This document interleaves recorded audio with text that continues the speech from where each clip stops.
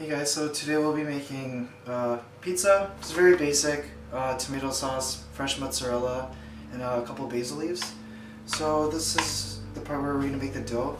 You can use all-purpose flour, but it's better to use this. This is Italian flour, 00. You can see over here, 00 Tipo flour. You can buy it in specialty Italian food stores or some higher-end grocery markets. It's not that expensive. They usually come in packs of 1 kilogram. So you can use all-purpose, but it won't be as good. This is imported from Italy. We have 900 grams of that over here. Also, just really important before we start, really important that whenever you're baking to use a scale, it gives you more consistent results and yeah, more consistency, and it gives you exact measurements. There's no guessing, no guesswork. And you don't really have to, but I do anyway, using a thermometer just to gauge temperature of the water. That'll impact how fast or how slow the dough will rise. So most doughs are made with commercial yeast, which is this right here. You guys will be familiar with that. It's okay. It means that the dough will rise faster, and that's totally fine for pretty much any recipe that you do. What I'm doing today is a pizza dough made with Levain. Levain is a sourdough starter or any sort of natural yeast starter. This will give the dough a better flavor, more complex, slightly more acidic and sour. You don't have to do this, but this is what I like to do. And yeah, dough will rise. Bulk fermentation will be about 12 hours and proofing will be about 6 hours. So 900 grams of the 00 white flour, 20 grams of fine sea salt, about 180 grams of the Levain, and 620 grams of water, around 32 to 35 degrees Celsius, and that's all we are going to do for the dough. So I've weighed everything out already. I'm going to start by the autolyse, be 20 to 30 minutes of autolyse. So we're going to put the flour into the water, put all of that in there, and you can use your hands for this.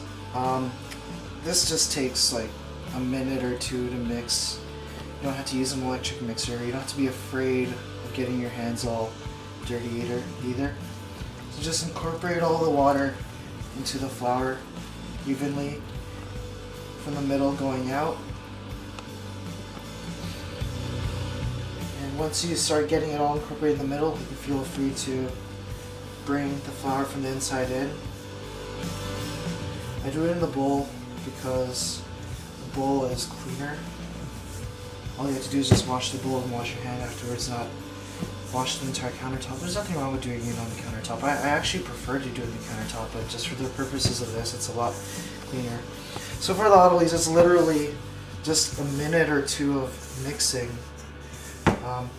You don't mix until it's smooth at this point, just because it won't get smooth. You just want the water and the flour to incorporate evenly.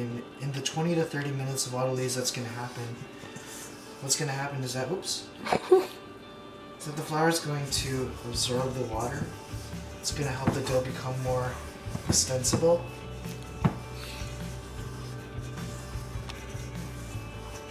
We're almost done here. I'll just take another few seconds.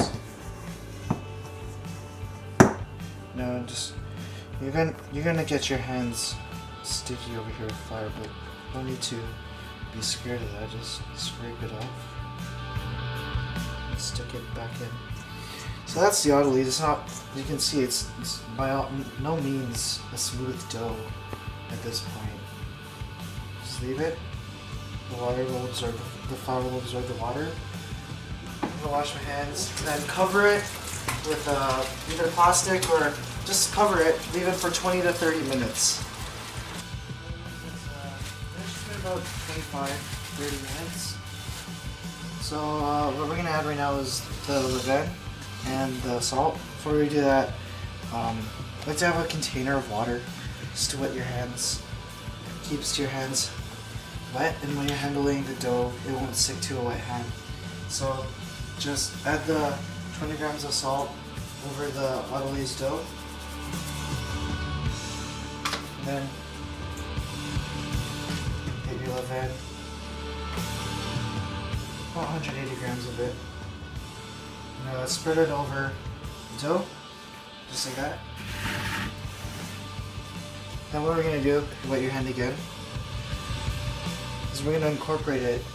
It's called the pincer style, what I'm about to do. So what I'm going to do is lift up the dough from the bottom,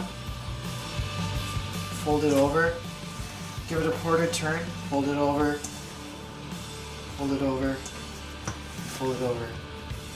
Now, in order to make sure that everything's incorporated, we're going to pinch the dough between your thumb and index finger. Pinch. I'll end up with something like this. Pinch. It could be like 5 or 6. Pinch. So you end up with something like this. See? Then you'll take your hand again, put it over, quarter turn just like last time, stretch, fold, stretch, fold, stretch, fold, stretch, fold. Do that about 8 times around, giving it a quarter turn each way. And we'll do this maybe 3 times just to make sure that all the levain and the salt is incorporated in the dough. So pinch, pinch, pinch, and pinch. If you have dough sticking to your hand, just wet your hand again. Try not to get too much water from that from wetting your hand into the dough, or else it'll make your dough really sticky. Stretch and fold.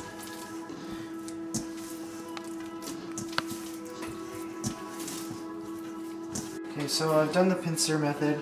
I've pinched it about 4 times, just so that everything's incorporated. And then once it's done, invert it over like this. Right now it looks very sticky. It is very sticky, and it doesn't look that smooth. But what we're gonna do over the next hour is something called stretching and folding the dough.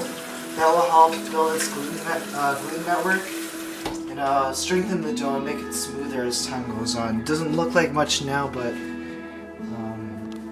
it'll smooth out. So over the next hour, after each stretch and fold, you'll increase the time between each waiting period by about 5 minutes. So right now this is going to rest for 15 minutes. Stretch and fold, I'll show you how to do that. Then after 20 minutes, stretch and fold, and then after 25 minutes, stretch and fold. Then we're going to let it rest for its bulk fermentation. Bulk fermentation will be about 12 to 15 hours, depending on how your kitchen's temperature is. Yep. So what we have here is the dough after it's fermented for 13 hours, and we've skilled it out, about 7 dough balls at 242 grams each. So now what we're going to do is we're going to shape them, and then we're going to load them onto the tray for its final proof before we bake them. So it's really important through all stages of handling that whenever you handle dough, that you handle it as gently as possible. You don't want to degas it. You're not supposed to knead it into submission. No, it's just every time you do it, you handle it very gently.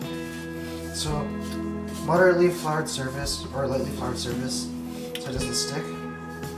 So what we're going to do is, you can do it a few ways. We're just going to shape and tighten the balls. So you fold it this way. Same thing like we did with before. Give it a quarter turn, and then go around it maybe twice. Bring one end to the other side, and then once you've gone through it twice, turn it over and then tighten it. You'll take both of your hands, cup it from behind the dough ball, bring it closer to yourself, a few inches. Give it a quarter turn. 2, 3, 4. It only needs like a few. And that's it. That's a dough ball right there. So just load them right there. The other way you can tighten it is stretch and then fold it to the center. In the same way, you'll go through it twice.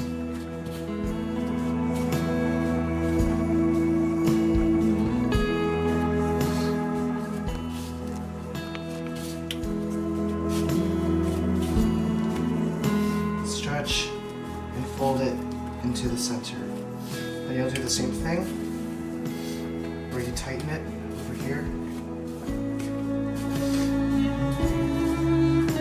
I'm wearing a glove because I cut myself. And once it's tightened,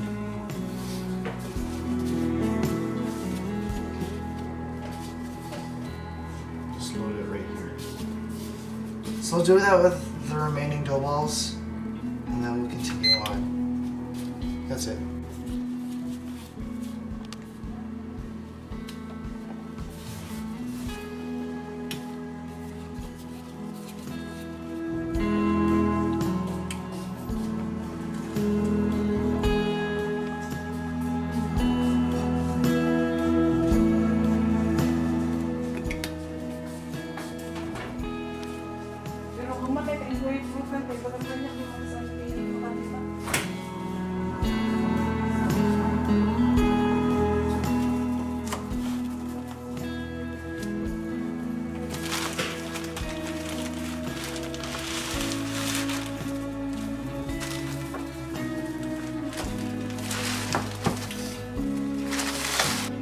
Okay guys, so we're making a very simple tomato sauce.